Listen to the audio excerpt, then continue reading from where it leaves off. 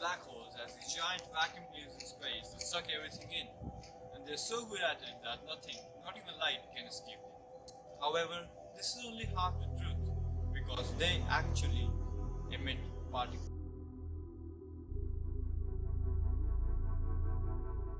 Vacuum isn't empty.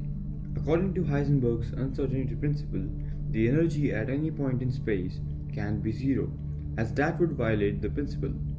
So even vacuum has some energy called vacuum energy. Now, to make things simpler, think of this energy stored in the vacuum energy bank. The bank can loan this energy, but the debt has to be paid back very quickly.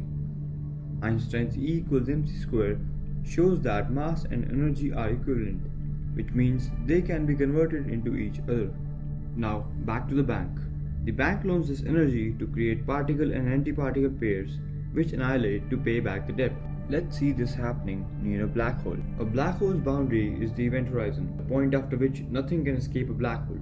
When pair creation occurs near a black hole and one of the particle falls in while the other one escapes, the energy loaned from the vacuum energy bank can be paid back because they can't annihilate. The debt has to be paid back to the bank by the black hole. So even though the black hole gained one particle's mass, it still has to pay for both, and so there is a net loss of its mass, and the black hole gets smaller. The particle that escaped the black hole becomes a real particle and forms Hawking radiation. Hawking radiation is an extremely slow process that increases with temperature.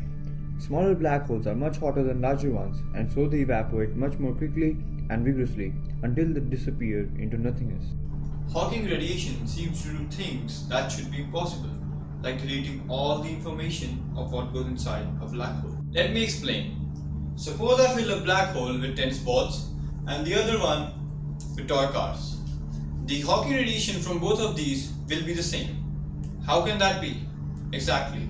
The laws of quantum mechanics state that information cannot be destroyed. By information we mean the information of how the particles are arranged to form atoms and molecules and how they form things like toy cars and tennis balls.